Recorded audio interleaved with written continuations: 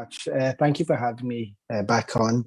So, Bismillah, look, I have a lot to get through, and I know that I'm very limited on time. What I'm actually about to go through just now usually takes me about 4 hours, 4 hours plus to actually go through in depth, deconstruct it, and actually go through everything in depth, discussing references, etc., etc. But just now, we're obviously so limited. I'm going to try my best to race through it as quickly as possible. And the first thing that I would like everyone to do is if everyone could have something that they can take notes on. So whether that's an iPad or your phone, whatever it is. I'm old school, so for me, it's still notepad and pen. But if you could do that, I mean, it would be deeply beneficial, inshallah, by the end of this 40 minutes, hopefully, to have something you can look back on. I'm going to say this now. There will be some links that I'm going to be putting up straight after the talk. So don't worry too much regarding a couple of the applications I'm going to be speaking about. The links for them will be sent up, inshallah. So Bismillah. So here we go. Okay, so today's sort of like brief is regarding faith-based self-preservation, and we're discussing a tool or accumulation of some tools that have been umbrellaed under something called adhkar. This talk today is purely going to be from an Islamic faith-based perspective. I mean, there's other talks, there's other programs that I do regarding, obviously, heartbreak, like you mentioned earlier on, red flags in the relationship, conflict management, all the 5 love languages, all these sort of things. I mean, that's all one sort of like department that I sort of like look into. It's like what I specialize in. But there's something very important that I basically require and ask all my clients, and I have done for many years, to actually get their head wrapped around this concept of understanding that there is something missing in this day and age. There's something missing when it comes to understanding the importance of preserving your family, your relationship, your relationships, whether that's spousal, the entire family, whether that's including your children, the extended family. But there's one element that a lot of us are missing in this day and age, and that is the utter dire need to go back to basics, to go back to the fundamentals. And what are them fundamentals? Them fundamentals, when it comes to, obviously, we all know as Muslims, we have to pray, we have to fast, we know all these things, but there's an element within that we are missing, that the classical, from the time of the Prophet Muhammad sallallahu alaihi wasallam, the Sahaba, the Tabi'een, the Tabi'een, the giants of our ummah in the past, like Sufyan al-Thawri, Imam Malik, Abu Hanifa, Imam Ahmad, all of them, if you study any of their works, you realize that they all had some pattern, and their students had this thing that they never let go of, all the way up to modern times, where you'll find that the people of knowledge, the ulama, their students, are the people that are holding on to this lost, I call it a lost science almost. And that is the science of understanding the importance of doing your adhkar to maintain yourself, to not only maintain yourself as in self-preservation, but also to be able to preserve your family. And once people start to realize the importance that this has within the dynamic of a relationship, you will, I mean, I come again and again, I'm constantly seeing conflict in with so many Muslims around the world when it comes to the relationships, not just husband-wife relationships, even the relationships that they have with their children, with their fathers, with their parents, with their in-laws, and then with cousins, auntie. There's so much conflict happening, but there's something that I've realized that they don't, a lot of the folks that I speak to, obviously coming from an Islamic background, don't have this one key ingredient in their lives. And this is something that that my wife, as you know, she's a public speaker. She travels around the world teaching this one element as well. And she keeps on referring to this. She calls it the spiritual prescription. And this, what I'm about to go into, is basically just breaking that down into what is it that we need to fundamentally do on a day-to-day basis to preserve ourselves and our families. And so basically what we're going to do now is we're going to jump right into it, and I'm going to ask everyone, obviously, if you can start writing this down. So on the top of the page, just write Spiritual Prescription Part 1. So if you can do that just now, yeah.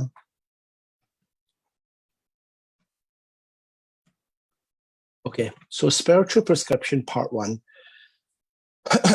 Okay. So what I would like you to all do is I want all of you to download an app if you haven't already got it. It's called My Dua, MYDUAA. Okay, that's one app, My Dua. And that dua is actually, it's an app made from this old, I mean, I'm sure you've seen these. It's Portraits of a Muslim. They've been around for 10, 15 years now, maybe more. And you'll see that way back before the app version, a lot of folks used to carry this. And this is basically this book, Portraits of a Muslim, in an app form. So I would like everyone to download that. And just so that you know, I'll show you the screen. This is what the icon should look like when you're looking in your app, in the App Store. It's this one here. Basically it's a picture of a Kaaba. So that you don't download the wrong one.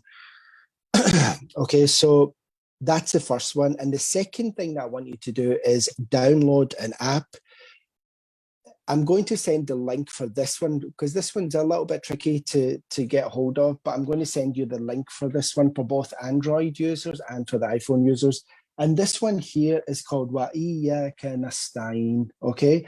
And this is based on a book called Wa Iyyaka Nasta'in, compiled by Dr. Farhat Hashmi from Al-Huda Institute. And this is, again, a dua book that's been made into an app form. And this app here, Wa Iyyaka Nasta'in, I'll just quickly give you the spelling just so you have it for some of the viewers that are taking notes, is W-A, then I-Y-Y-A-K-A, Nasta'in. It's N-A-S-T-A-E-E-N. So Wa Iyyaka Nasta'in, okay? And from you alone we seek help. That's the translation. And from you alone we seek help.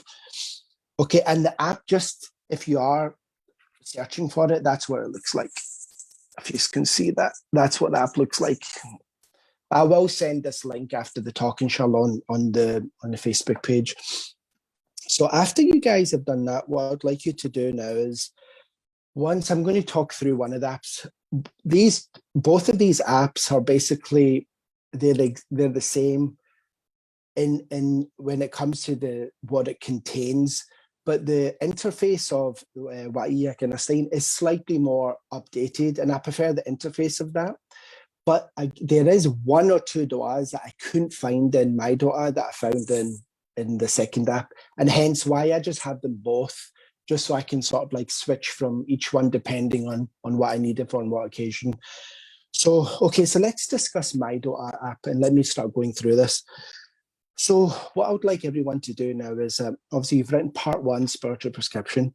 I would like you, after you've downloaded the app, when you open the app, you're going to be faced with an index, basically, with all these categories of du'as, they're all authentic du'as. And that's one of the beautiful things about both of these apps, is that there's so much out there just now. I got introduced to one just recently. It was complete hocus pocus, and that's why I always recommend these two. I mean, there was one I just got, and someone was telling me that it was saying something strange, like say a specific phrase, and then after you've said that 1,000 times, make sure you have a pot of rice there, and then you have to blow in the pot of rice, and then you have to do tawaf around it, and then when you open the lid, you write a lot in it, and then you should have your du'as answered. Like, just complete nonsense. So the good thing about these apps is that you can bank on them. So they're all referenced, and it all goes back to the sources. So these two are very, very good apps to have and to recommend to people. So, okay, so when you open the My Dua app, what will happen is that you're going to have an index, and in that index, you're going to have all the different sort of like du'as that you expect from a dua app. So you have like the morning and evening dua, the protection du'as. You have in times of stress and anxiety. in times of loneliness, in times of like congratulations for the birth of a new child. Like you have all these different categories. What I would like everyone to do is I would like everyone to actually start off, and you can write this down, is start off with the morning and evening adhkar and the protection du'as. And what I want you to do is when you click on the morning and evening adhkar, what's going to end up happening is you're going to have sort of like this index, and you click on the morning, evening. Once you click on the morning and evening, it's going to open up to a further 25 morning and evening du'as, like laser focused du'as for that, for the morning and evening period. So once you, what I would like everyone to do is sit back, grab yourself a cup of chai, a good cake rusk or a shortbread piece, and sit back and go start going through the app. Spend a good hour. This investment of time is well worth it, because you'll see as we get onto it how deep this is going to go. So what I want you to do is sit back for a good hour, an hour plus, and go through the app, starting with, I recommend the protection du'as in the morning and evening ones. As you're going through this, the apps, what's going to happen is that you're going to have some du'as that are going to like spring out, and they're going to touch your heart, and you're going to be like, wow, this du'a is amazing. This supplication is amazing. When you come to a du'a like that, this function, my du'a has a really lovely function. It's got a little star on the top right-hand corner. Once you click that star, so if you've read this particular supplication, you like it, it touches your heart, and you need this particular du'a in your life, what I want you to do is click on that star on the top right-hand corner and now highlight. And then what will end up happening is that it will get sent to your my favorites list. I call it your treasure chest, basically. It's going to be sent over to there. So eventually what's going to happen is that after an hour and a half, you're going to sit back, you're going to go through all the app. You're going to start selecting a bunch of adhkar du'as that you need, whether it's through protection, morning and evening, or whatever it is that you're going through in your life that you need, highlight them. And then what will happen is that by the end of that hour, an hour and a half, you've collected this absolute treasure of specific adhkars according to what you need in your life. So that's what I want you to do. I want you all to collect that and then have them all highlighted, put them over into your little wee treasure chest, which is the all favorite section. And if you actually look, I don't know if you can see my screen here, but there's a little wee my favorites. It's like a little star, and there's a my favorite section there. That's where it's going to be in the front of the index. So after you've done that, what's happening now? So now, if you put still under part 1 of the spiritual prescription, what I would like you to do now is, after, it's very important, after you've collected them all, after Fajr and before Maghrib, so write that down, after Fajr and before Maghrib, I would like you all to bring your phones. And if some of you prefer to use a book, then just use a book. Just get highlight and highlight all the ones that you want. Grab your phone, go to your my favorite section or your little treasure chest, click it, and there you go. Bang. You have the collection that you've basically filtered down and picked for yourself. After Fajr now, I want you to sit there and I want you to rattle them off. I want you to rattle these du'a, these adhkar off, and then the same again before Maghrib. Okay, now this is where I'm going to get into a little bit more nuance and a little bit more depth regarding the human condition and why is it that people don't keep these things up. And one is because people don't know about these things, and the second thing is that when you do find out about it, there is something that you need to understand. And if I get enough time, I'm going to try to sort of like go through everything and try to give everyone some references. If I have time in the end. If not, then I'll try to post that up. But I'm just going to go through all the motions just now, because I know there might be some students of knowledge, some people obviously of a certain level who are actually like studying the deen. And if you need a specific thing, I can give you that, inshallah. But anyway, so what's happening now is that once you've done that after Fajr, what will end up happening is that once you start, let's say week 1 has gone well, week 2 is going well, week 3, what ends up happening is that people start to plummet. And these are the reasons why. Number 1, And this is actually very, very interesting because I was actually discussing this many years ago with a sheikh, and he said something profound, and actually it blew my mind when he explained it to me. He said that a lot of people will get involved with their daily adhkar, but what ends up happening is that they don't realize they become overzealous.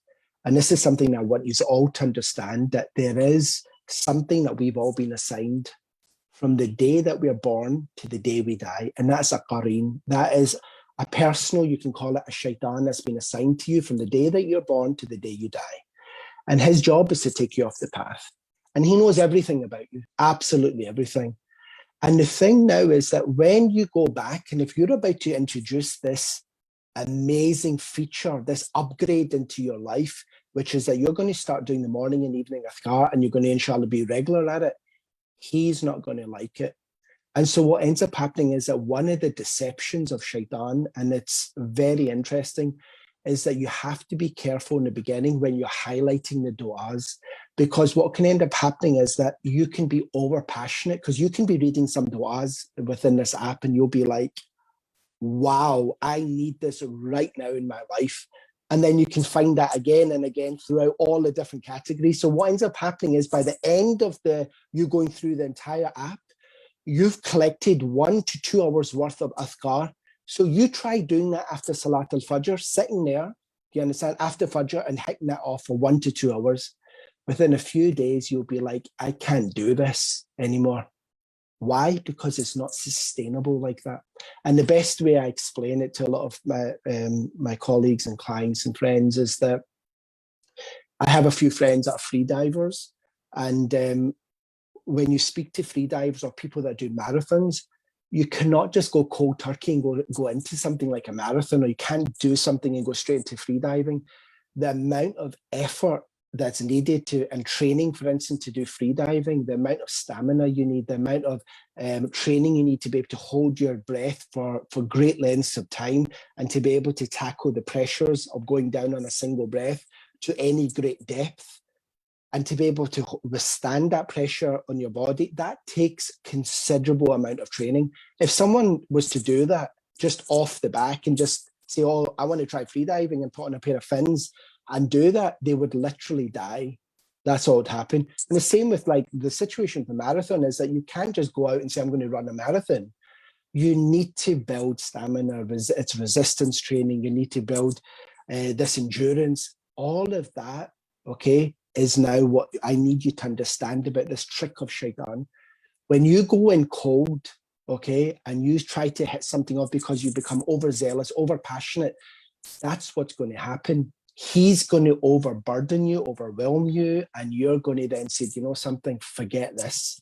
Like, no way. And the amount of people that have come back to me after 6 months, 12 months and said, I gave up after week 8 or week 7, like week 6. I was like, I just couldn't keep up with it. And then when you start to deconstruct why, you realize it's because they were doing an hour and a half, when they should have just been, and this is my recommendation, select enough to do 10 to 15 minutes, 20 minutes max. Okay, so between 15 and 20 minutes, comfortably, that you can sit there after Fajr and before Maghrib, and that you can do this. That you can sit there and just go off and just do your adhkar. Now, there's 2 things. I call it the platinum level and the gold level. So the platinum standard and the gold standard is very simple. The platinum is when you get to do it twice in a day. So you've done your morning adhkar and you've done your evening adhkar. That's that's a platinum standard. If you've done that, you're like, not only are you protected, but you'll see, and this is the best way I can explain this, that you have to actually you have to dive into this and do it for a few weeks or a couple of months, and you'll realize what I'm saying here, that once you taste the sweetness of doing this in your life, it's transformational. And I say that without any exaggeration. When it comes to your own mental stability, when it comes to your spirituality, when it comes to your spiritual nourishment and growth, it's almost like me saying, here you go, you're praying 5 times a day, and here you go now.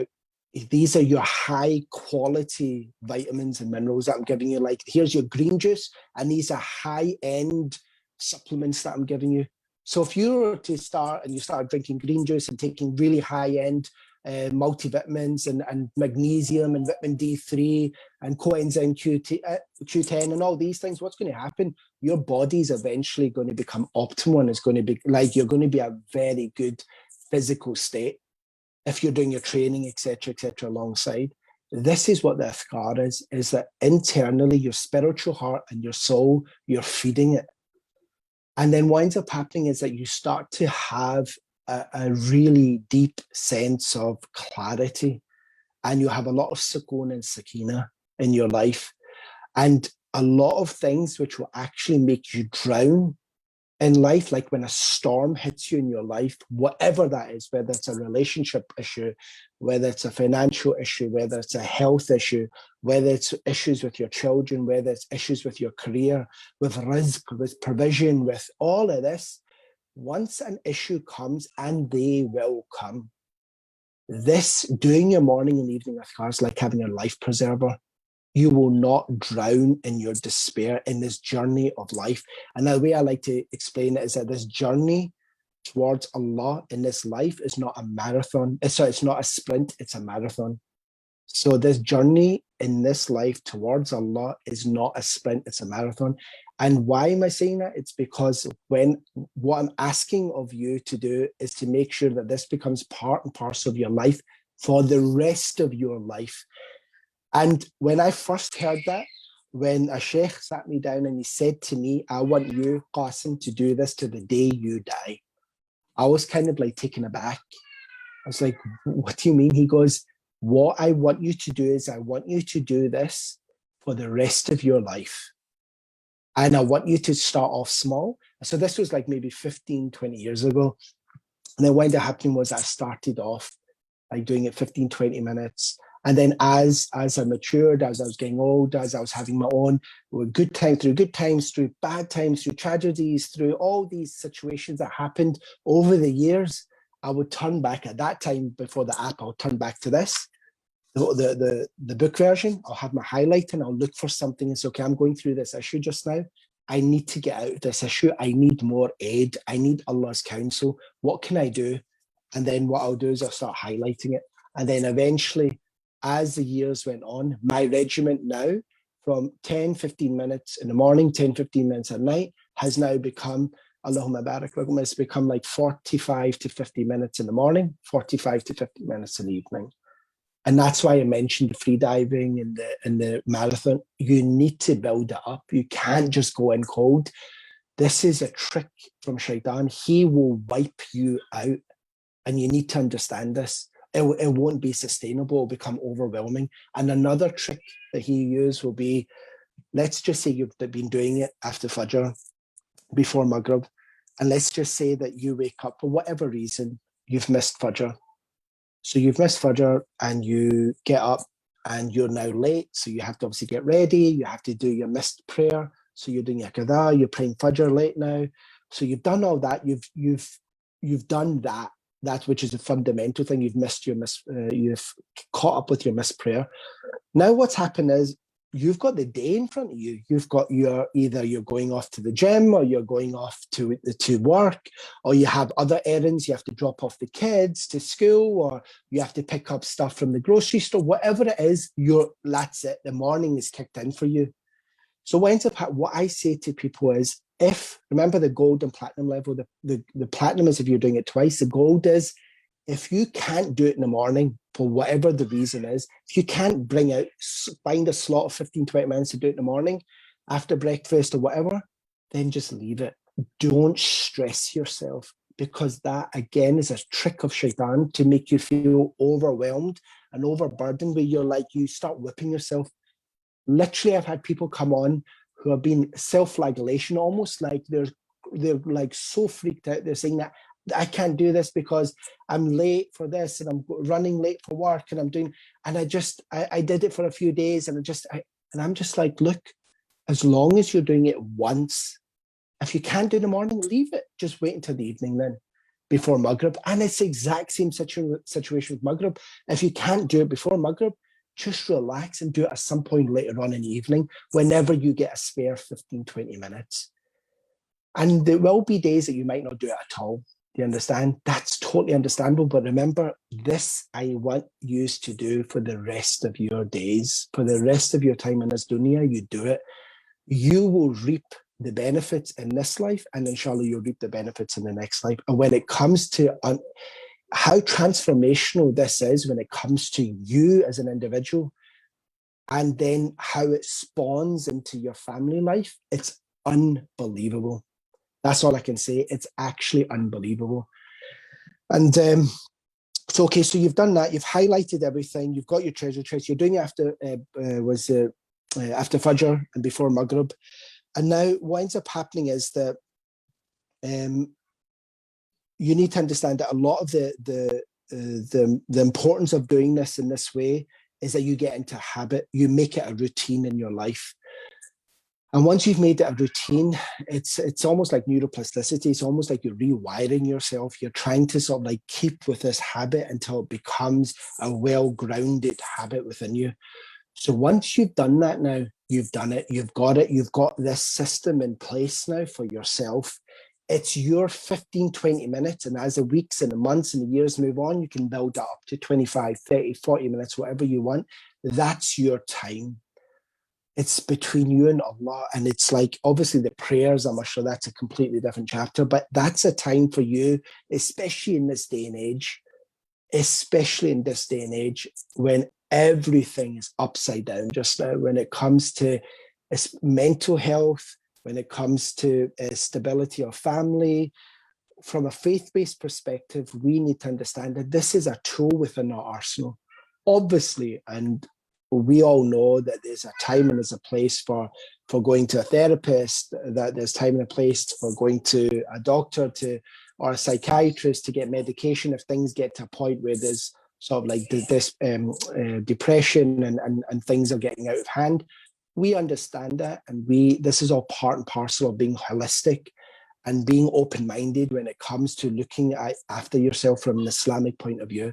But from a faith-based perspective, this is something that should be rooted in every single one of us. Every single one of us. We should have this. Like I said, the awam, the common folk, don't do this. We don't do this. But I've seen the people of knowledge do it, and they hold firm to it. I've seen the ulama, their students, I've seen people hold on to it. And once you taste the sweetness of actually this lost art form, you will realize why it'll be transformational for your life. So that's part one. Okay, so you've got your apps, downloaded them, you've gone through them, you've highlighted each one. From the protection du'as to morning and evening du'as and whatever other situation that you're currently facing in your life, you select a few from there and you've got it. You've got your little treasure chest. Fajr and Maghrib, done. That's part one, over and done with. So now if you could go on and write spiritual prescription, part two. Okay, Bismillah.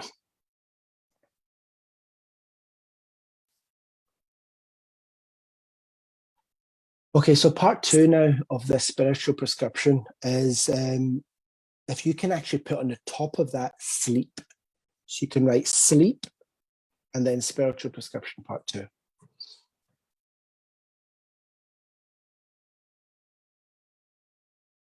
Okay, so now that you've done that, I want you basically to follow this sort of like blueprint I'm going to give you, okay? This part is essential, okay? And I'm going to go into a little bit of depth, and inshallah then if we have time at the end, I'll try to go over and read some hadith and some references to the importance of this.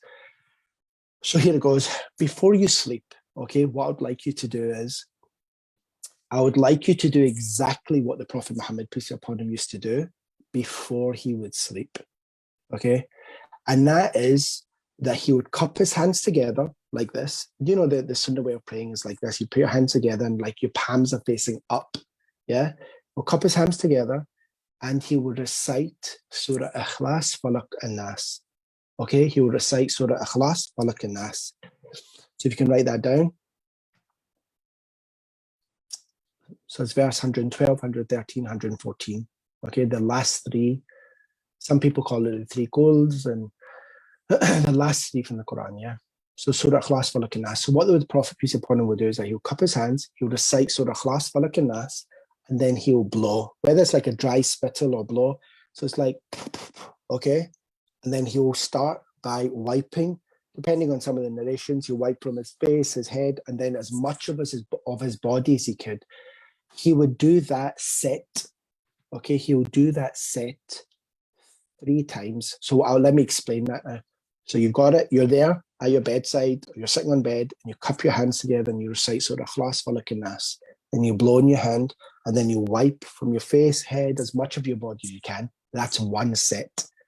So once you've completed that, then you do it twice. You do it again, 2nd set.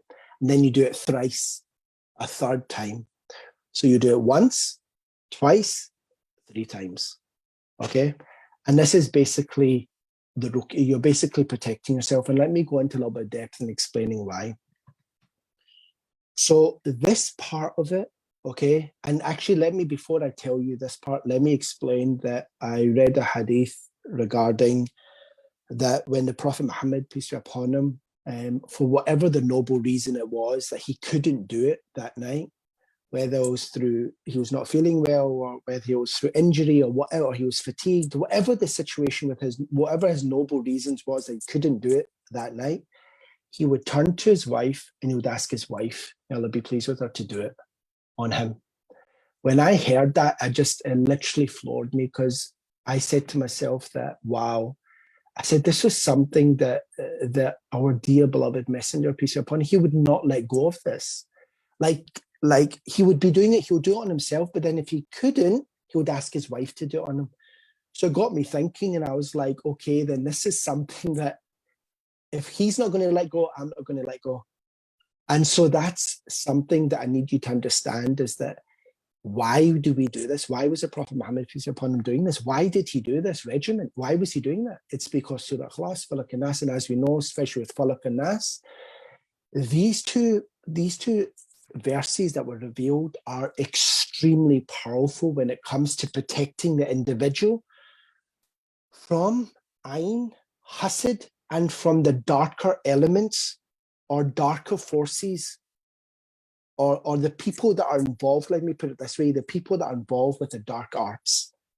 Some people call it sorcery, some people call it witchcraft, some people call it black magic. So you have protection from ayn, okay, which is the evil eye, then jealousy, hasad, and then you have witchcraft or sorcery or the darker arts.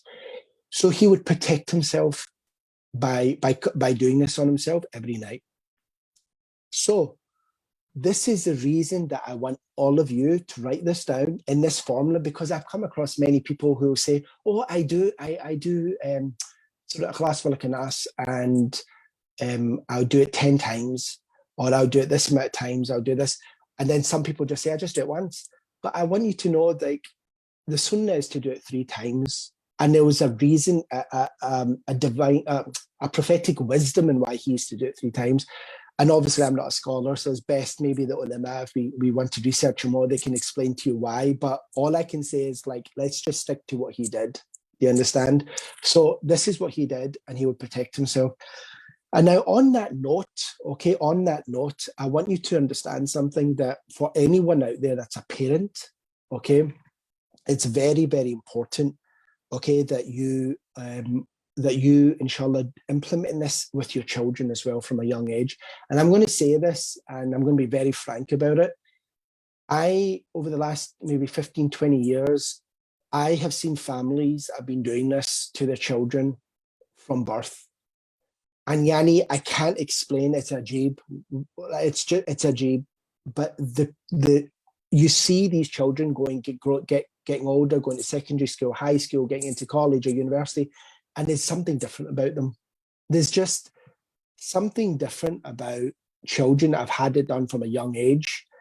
Like when they're in school, it's almost like they have this sense of, their moral compass is very strong. They can almost decipher between right and wrong with great clarity. And I mean, I can't go in, it's very hard to explain, but families that have been doing this on themselves or the children, it's just, there's such an amazing amount of protection. And this is something I've witnessed with my own eyes that you get these people going through high school, but their parents have been doing it from the age of 5 or 7, or even some of them from birth, but they're different. Their outlook is different. They're just very grounded personalities. And so that's just obviously from my own personal observations, my own personal opinion. This is just something that I've witnessed in people that are doing this on a regular basis. So I would recommend to all parents to be doing this on themselves. And again, for us adults that maybe have come on late and started, like when I started, when I was like, I'm 42 now. So I started, I think I must have been 20, 21. So the thing now is that I want everyone to implement this and to understand why that when the Prophet did it, there was a reason for it. And obviously a lot of it's to do with ruqyah and protection. Never underestimate, and I'll say this, never ever underestimate the people and their jealousy and their envy. And remember, when people envy or are jealous of you, I mean, I talk to couples all the time who like, they can't figure out what's going wrong with them. And then you realize it's like there's a great amount of envy on them, or there's a great amount of jealousy on them. And sadly, sometimes it gets to a point where there's so much jealousy that it turns to something darker than that. And that's where it obviously goes into a sector where it becomes really shady. And you start getting people that are going into the realm of the dark arts. And why? Because they don't want her to have a child, or they don't want him to be with her, or they don't want her to be with him, and they don't want Sukoon in that house. They want that house obliterated because he's got a better business, or he's better looking, or she's better looking, or they have 5 children and 2 of the children are half of the Quran. And how dare they do that? So now it's like it's weird. Some of the things that people become envious and jealous about, but it's a reality. It's a reality that we have to understand that exists.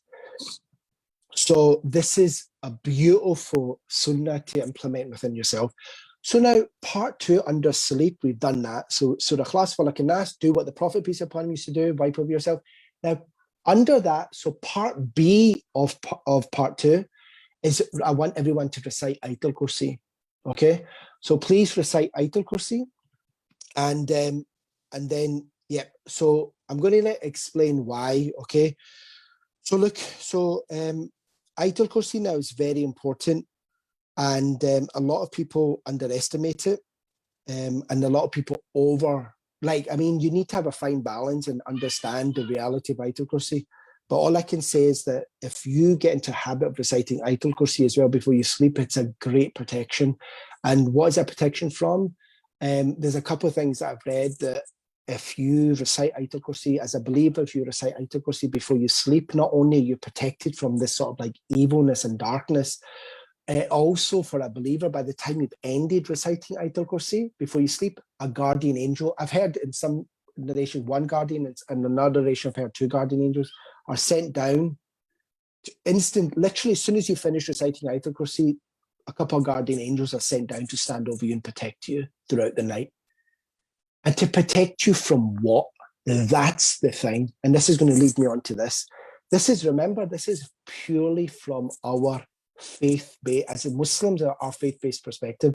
This is what we believe, because we believe in the ghaib, we believe in the unseen, and we've been given a prescription to protect ourselves and our families from this element. And so now when the guardian angels are sent out, from what? And this is what I want to explain, because we know, and as part of the prophetic sayings and from the classical texts of the ulama, they explain to us that sometimes in your home, like when you're sleeping, you never know, there's some dark elements, dark forces that can come into your home. Because there's 2 sides. There's angelic forces, there's angels that bring rahmah and mercy and blessings and pray for you. But there's also the opposite of that. There's darkness out there. There's a dark element out there that can come in. And that's why also in some of the hadith, it's narrated that angels of mercy do not come into the home where there's lots of images, especially like images of like a human being or an animal or something on the walls, or there's a dog in that house and stuff. The angels of rahmah don't come in. That is, again, a prophetic wisdom. That's something that obviously we listen and we accept. You understand, as believers, that there's dark elements out there that we can understand. So we recite Ayatul Kursi before we sleep. Ourselves, our children, our husbands, our wives, so that we're protecting ourselves from these elements. Because sometimes, do you know the images I was talking about? Some people, like a lot of homes, they'll have huge blow-ups of themselves in their wedding day, and like they'll have some graduation and all their family portraits and stuff all over the walls. But now, from a faith-based perspective, from what's been told to us, that these things repel the angels of Rahmah. And in this day and age, with the way society is, the way marriages are collapsing left, right, and centre, the way children are becoming so rebellious, and the way that the nuclear of the home is becoming fragmented and collapsing, don't you think we need to sort of, like, by any means necessary, try to protect ourselves and our home and our families?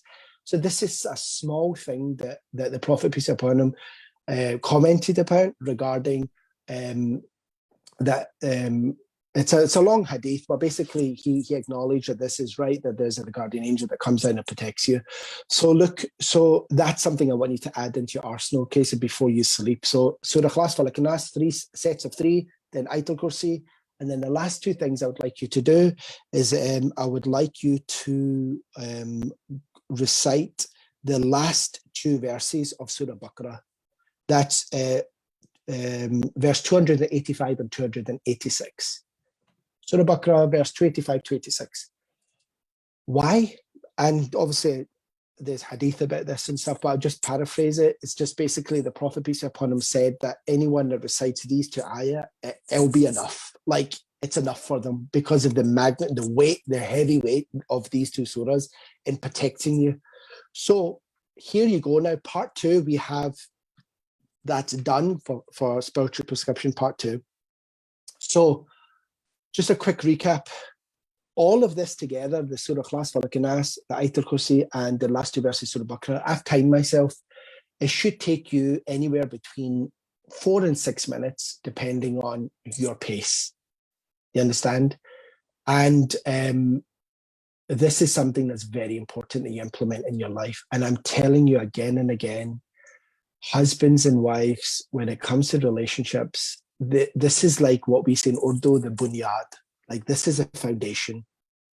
From an Islamic perspective, make sure your soil is fertile, because once your soil is pure and is wholesome and is ready to grow, if you're having issues in your marriage, you understand, and you're having issues with your family and children, etc., remember, once that foundation is solid, then you can come to people and we can discuss in depth. You can go to therapists, you can come to relationships specialists, you can go to doctors, you can go here, you can go there, you can speak to the ulama, you can speak to your local imam, and they'll give you tools and strategies and you can implement. And it's like, if your foundation is strong, you can start building it.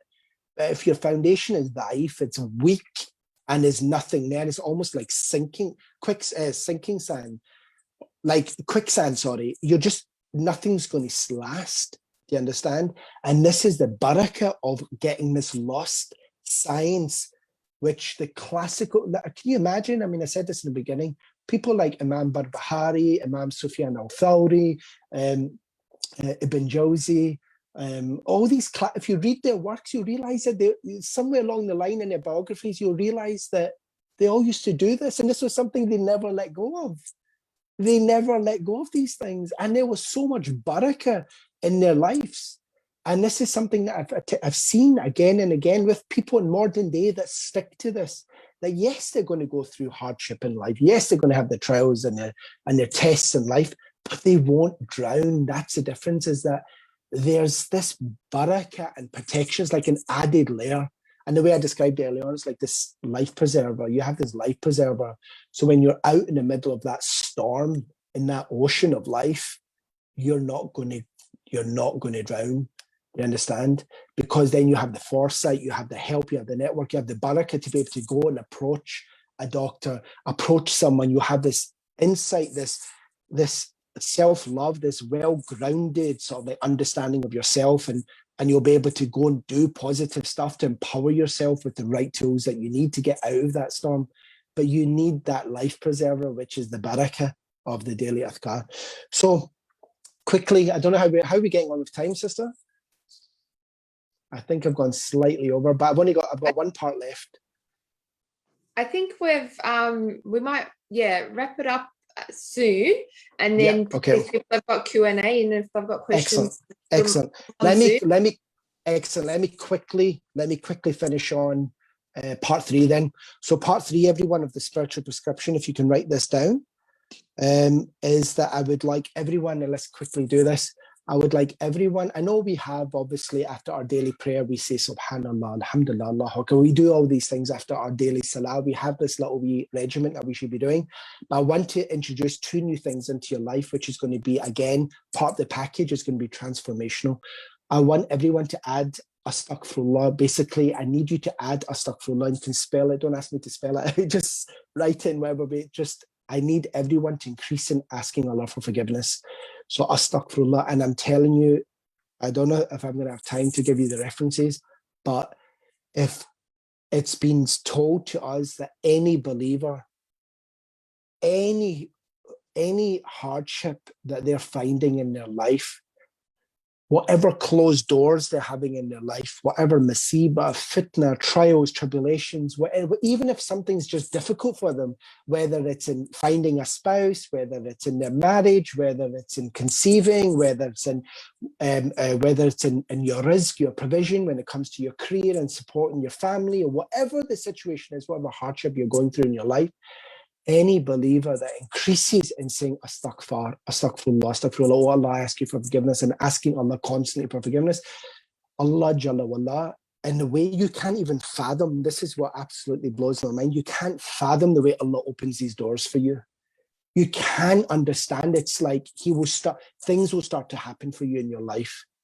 Things that were difficult and like gridlock, like you're almost in a gridlock situation, will start to unease and untangle, and things will open for you, and from places that you can't even imagine. So that's the barakah of saying astaghfirullah. The Prophet Muhammad, peace upon him, used to say, in some narrations it says that he would say it up to 70 times, and some between 70 and 100 times a day. And he was the Prophet, peace upon him, and he used to ask Allah for forgiveness up to 100 times a day. And I'm telling you, if you sit there, my advice is doing it after your morning and evening adhkar. Say it 100 times. So you're saying astaghfirullah, astaghfirullah, astaghfirullah, and with a little bit of contemplation, you understand? And like literally it'll take you 60 seconds. If you actually time yourself, saying astaghfirullah 100 times is like 60 seconds. It's not that much. But if you do it, but this is the nuance I want to add to it. Yes, do it after morning and evening 100 times, but throughout the day, keep your tongue moist with that. Keep your tongue moist with general dhikr, but specifically if you're going through hardship, relationship issues, whatever it is, keep your tongue moist with saying, asking Allah for forgiveness, astaghfirullah, and it will open ways for you, whether that means parting from a really toxic situation in an amicable way, or whether that means resolving issues so that you guys can flourish and empower and grow as a power couple. All these things are incorporated in just asking Allah for forgiveness constantly. So that's that, okay? The second thing I would like you to add onto that is saying La hawla wa la quwwata illa billah, okay? La hawla wa la quwwata illa billah. It's very important. It just means there is no change of a condition nor power except with Allah. Or some people say there's no might and there's no power except with Allah. Okay, so whichever way you want to understand that, but I need you to understand, if you increase in saying that again, this is again like astaghfar, it's almost like a miracle sort of like supplement you're taking in your life.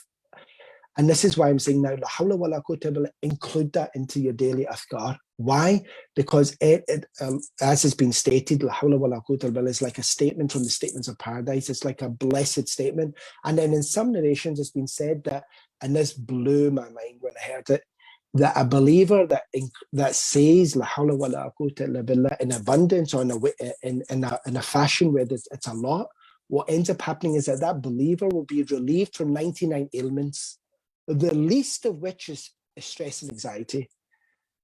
The least of which is stress and anxiety. Why did it blow my mind? Because I sat there when I first read this and when I heard others talking about this, and I said to myself, hold on, so a believer is relieved from 99 ailments, the least of which is stress and anxiety, just by increasing and saying la hawla wa la quwwata illa billah. So what are the other 97 things that you're being protected from that you can't even fathom in the unseen realm, in the physical realm, from God forbid, from attacks, from viruses, from illnesses, from diseases, from accidents, from incidents, from loss of wealth, from loss of family. All of these things you don't know you could be protected from just by incorporating this. Again, another small addition to your daily adhkar, just by saying la hawla wa la quwwata illa billah. Now, to sum it all up, there's more I can go into, there's a lot more. But I would like to say that this, I want you to have as your capsule. Basically, why do you think it's called Husn al-Muslim, the fortress of a Muslim? If you're doing these adhkar morning and evening, and you make it something that's like a priority, whatever happens, I'm going to do the gold or the platinum standard. I'm not going to, at least once a day, I'm going to do it. If you can't do it twice, if you can do that, and before you sleep, I'm telling you, if you can do that for yourself, for your spouse, and for your children, it will be transformational. And I'm not just saying this for the sake of saying it, for some sort of fancy rhetoric.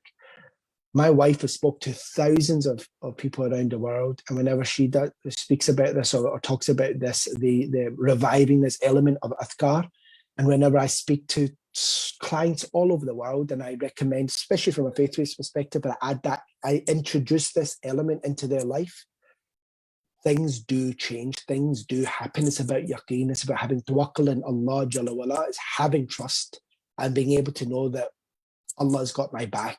The Prophet, peace upon him, when he said, do this, there's a reason that he's doing it. You have to, but there's one thing, you have to make sure that you build it up slow so that you're ready for this journey towards Allah in this life. Because if you do it in a sprint fashion, it's not going to work. It's not sustainable. You have to treat this life like a marathon.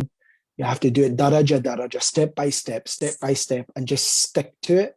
And until Allah Azza wa Jal commands for the angel to come and take your soul, I need you to be able to do this until then, so that you are sorted, inshallah, bi'idhnillah, in this life and in the next life, inshallah. All of this adhkar, all of these things that you've not only taught yourself, but you've taught your children, and now your children have grown up and they've taught their children, and their children teach you. What's going to happen if you're the root cause of that teaching? That's a mubarakah, that's a blessing. Why? Because your children, then your grandchildren, you're going to get it all linking back to you, and you're going to be on there standing in the Day of Judgment with mountains worth of sadaqah jariyah. All of this accumulation. Why? Because you've passed forward this lost art, which all are, if you study the classical text, study the Prophet Muhammad, peace upon him, what he used to do, the Sahaba, the Tabi'een, they all used to stick to this regimen. So I'll end on that. I know this was rushed. Like I said, it usually takes me 4 hours to go into really deep and start deconstructing things and start talking about references. And okay, inshallah, I try my best. I know I'm over time, but bismillah, I pray that you guys all benefit from that and start implementing it in your lives, inshallah. When it comes to self-preservation for yourself and your family, when it comes to, especially from a relationship nucleus, it's life-changing. Yeah. May Allah reward you, brother. Thank you so much. That was for giving us the practice. Inshallah, we can incorporate it into our lives. It was great. Thanks for introducing the lost prophets sunnah, and inshallah it will make a huge difference in our lives and our mental state, our families, with our families, and and inshallah we look forward to hearing from you again in the near future, and maybe even next time we have you and your lovely wife here live in Aussie land. Inshallah. To get more information, if there's any questions, sisters, I can't see any in the group, but people are just saying that the apps are they have all the the beneficial du'as that you've said. Yep. That's right. The apps have majority of what I've been speaking about in the apps, inshallah. Yeah. To get more information and the links to Brother Qasim's published work and on relationship, you can jump onto his website, which is, inshallah, we'll post it up in the group as well. And follow him on social media and receive valuable content with his podcast and talks. Thank you so much. It's just basically just my first and surname, so it's QasimRafique.com. QasimRafique.com. Inshallah, we'll put it on our Facebook page. Anyway, there's just one question. Someone's just asked for some slight clarification. They're saying, am I correct in saying this is part of the 3 adhkar before sleep that is within the Dua app? In the Dua app, there are 3 adhkar, morning, evening, and before sleep. So she's just asking for clarification that this is that. Yeah, I think from what I can recall, on the Dua apps, they'll have Surah Ikhlas, Falak and Nas, and obviously it'll tell you. But obviously, I've sort of like explained to you in a little bit more depth what the Prophet, peace upon him, used to do, clap his hands. I think there's a reference or mention of it there. But then obviously, Ayatul Kursi, these are actually like, you'll find it in the morning and evening section. And there should, I think it should all be there. It should all be there. I think it's there, brother, but I think it's when we actually jump into bed to do this. Like, I think. Okay. Sorry. Is she asking like, is a format in the apps for when we go into bed? Is that what she's asking? I think she's saying it's got it in the evening adhkar, but those the 3 calls. But I think she's saying it's already got it in that. Maybe do we have to repeat it again? But okay, look, there's a difference because in the evening, as we know, like after Maghrib prayer, so after Salat al-Maghrib, you're supposed to recite Surah Ikhlas, Falak and Nas. See, you're supposed to recite Surah Ikhlas, Falak and Nas and Ayatul Kursi, believe it or not, other than the Subhanallah, Alhamdulillah, Allahu Akbar. We know all that 33 times each, and then La ilaha illallah wa la sharika lahu. We know all that. But actually, a lot of people don't know that after each of the prayers, you're supposed to be reciting Ayatul Kursi anyway, and Surah Ikhlas, Falak and Nas. After Fajr and Maghrib, it's special. You're supposed to actually recite Surah Ikhlas, Falak and Nas thrice, 3 times after Fajr prayer and Maghrib prayer. So that kind of covers you for the evening. But then the difference is that the Prophet, peace upon him, is doing ruqyah with it. He's doing like a protection, added protection before he sleeps. You understand? So it's like, if you can add that. So if you're doing it after Maghrib, great. But before you sleep, do it, because the Prophet used to do it. He used to cup his hands, blow, and then you wipe over themselves. Someone's asking that in terms of the 3 surahs we should read at night and blow on our hands and wipe over ourselves. She wants to ask, when doing it to the children, she repeat the surahs again to wipe over the children, or can she wipe over them using the one blow? Okay. Yeah, you know what I mean? Okay. So look, it's a very good question. I know some folks that will now actually spend like 15, 20 minutes because there'll be like 3 children, they'll do it again, each set of 3 for each child. What I do personally is that I'll just sit there, I'll recite on myself, and if the children are there, as I'm doing it on myself, I'm sort of like wiping over them to make it like one set for all of us.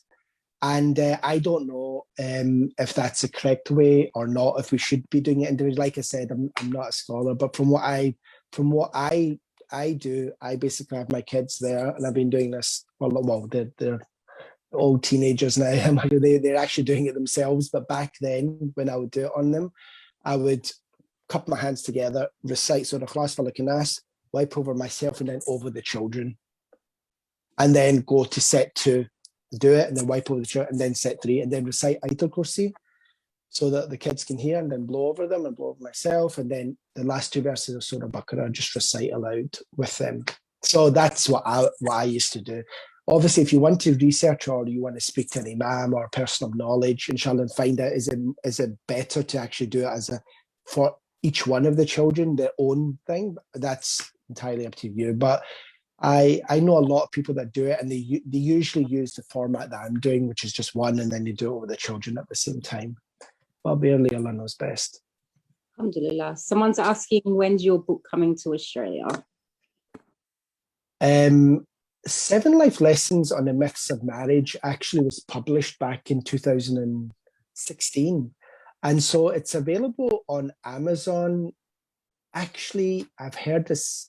Yeah, actually, I have been told it's a little bit difficult for people to get it through Amazon for some strange reason in Australia. I don't know.